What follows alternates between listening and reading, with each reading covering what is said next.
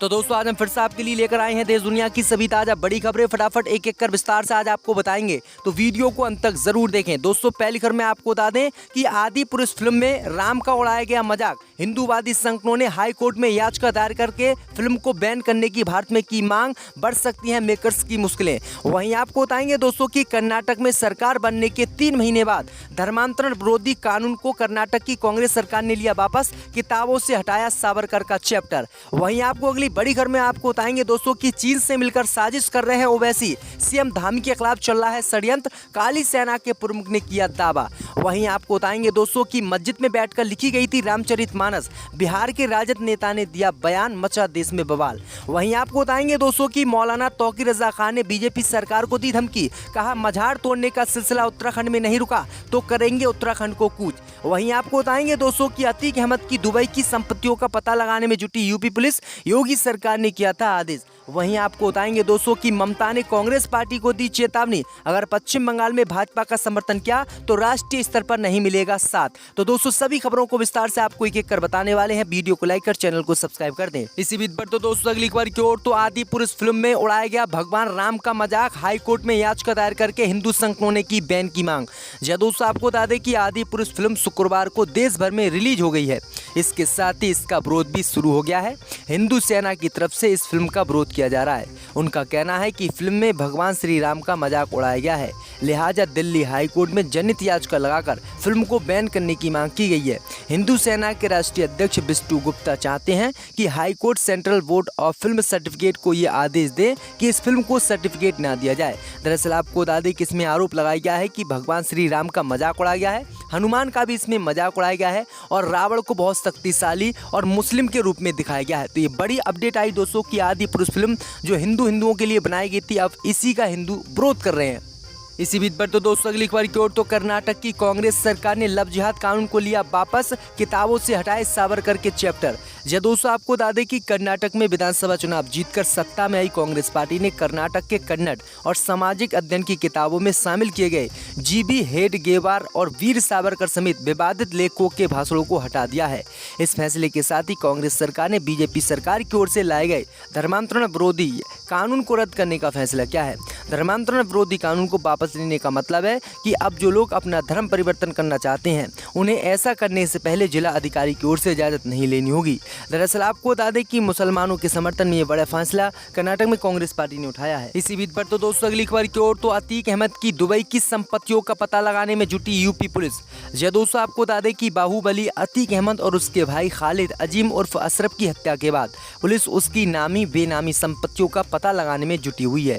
इसी कड़ी में पुलिस अतीक अशरफ की दुबई में बनाई गई संपत्तियों का ब्यौरा खंगालने में जुटी हुई है। इसके लिए पुलिस वाले दुबई से नौकरी और व्यापार करने वाले तमाम लोग से जानकारी एकत्रित कर रहे हैं।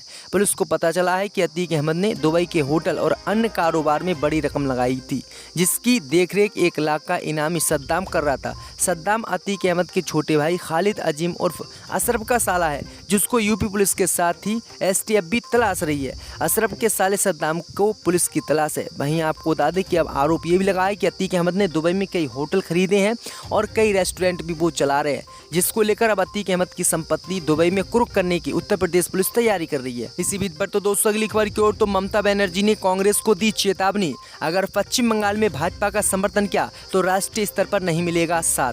दोस्तों आपको बता दें कि पश्चिम बंगाल की मुख्यमंत्री ममता बनर्जी ने कांग्रेस को चेतावनी भरे शब्दों में कहा कि अगर कांग्रेस पश्चिम बंगाल में भाजपा का सहयोग करती है तो उसे हमसे राष्ट्रीय स्तर पर समर्थन की उम्मीद नहीं करनी चाहिए।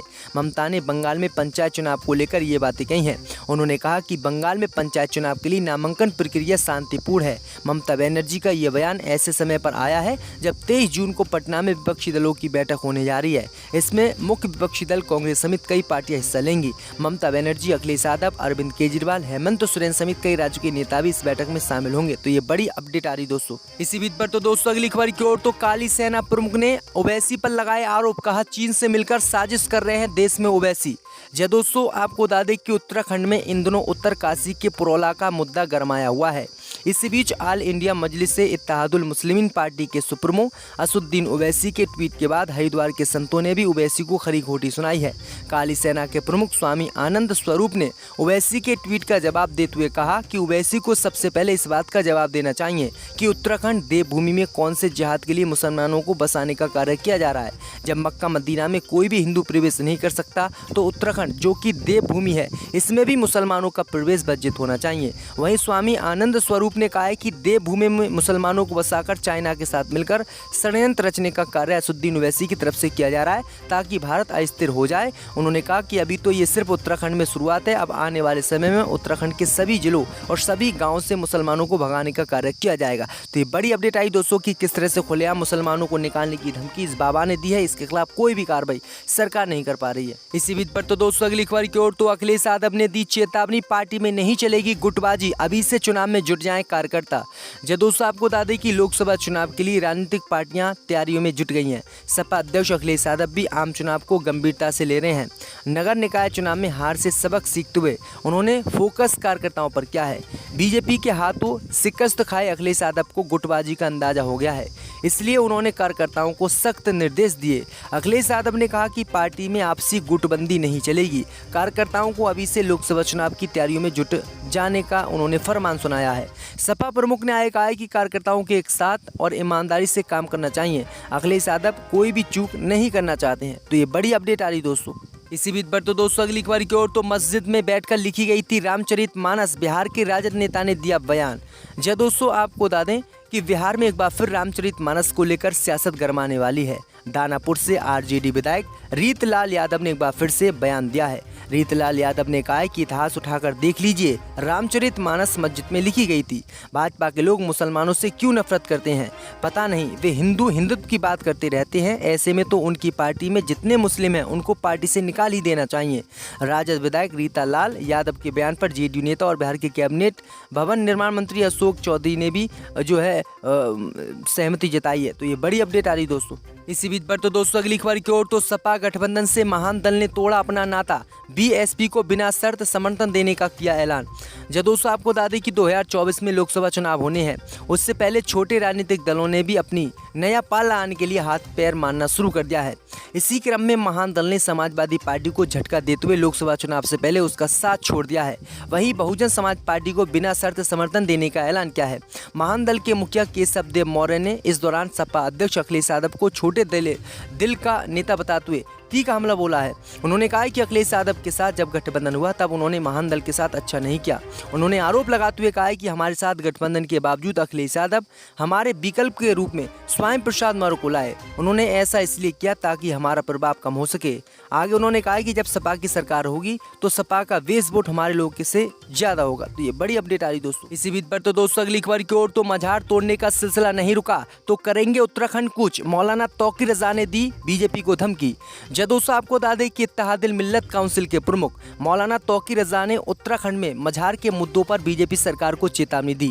शुक्रवार को अपने आवास पर प्रेस कॉन्फ्रेंस करते हुए मौलाना ने कहा कि उत्तराखंड में मझारों को तोड़ने का सिलसिला थमा नहीं तो हम उत्तराखंड कूच करेंगे। उन्होंने आगे कहा कि मझारों को नुकसान पहुंचाया गया तो हमने भी चूड़ियां नहीं पहनी हैं। अगर तोड़ना है तो उन सभी निर्माणों को तोड़ा जाए जो 1921 के बाद बने हैं। मौलाना तौकीर रजा ने कहा कि उत्तराखंड सरकार तय करे कि वो शांति चाहती है या विरोध चाहती है। जहां पर 200 साल पहले मजार था वह अब अवैध कैसे हो गया? मजार पहले था, सरकार के पास जमीन बाद में आई। नियम के मुताबिक 1921 तक जो धार्मिक स्थल हैं वो वैध हैं, बाद में जो बने हैं वो सारे अवैध हैं। उन पर कार्रवाई करे तो हम साथ देंगे, लेकिन इस तरह के काम अगर सरकार करेगी तो हम साथ नहीं देंगे और इसका विरोध करेंगे। इसी बीच पर तो दोस्तों अगली खबर की ओर तो मध्य प्रदेश में प्यार पाने के लिए इस्लाम छोड़ सनातनी बना फाजिल, राम मंदिर में लिए फेरे।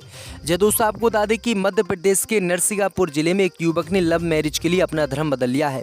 युवक ने इस्लाम छोड़कर सनातन धर्म अपनाया है। उसने गुरुवार 15 जून की रात पेरिमिका से करेली के राम मंदिर में शादी की। दोनों ने पहले कोर्ट मैरिज की थी। अब फाजिल खान सोनाली के विवाह का पर्चा सामने आया तो विवाद की स्थिति बन गई। इसके बाद युवक ने सनातन धर्म अपनाने का फैसला किया। फाजिल खान से अमन राय बने युवक ने सोनाली से वैदिक रीति रिवाज से शादी की। उसने बताया कि उसकी सनातन धर्म में हमेशा रुचि थी। प्रेमिका से शादी करने के लिए इसने इस्लाम छोड़ा है। शादी के दौरान मंदिर में उसके कुछ दोस्त और परिचित मौजूद थे। इस शादी से पहले एक पत्र सामने आया था। ये विशेष विवाह अधिनियम को लेकर दी गई सूचना थी। इसमें फाजिल और सोनाली ने अपनी शादी का आवेदन किया था। इसी साल 23 जनवरी को ये नोटिस जारी हुआ है। तो ये बड़ी अपडेट आ रही दोस्तों।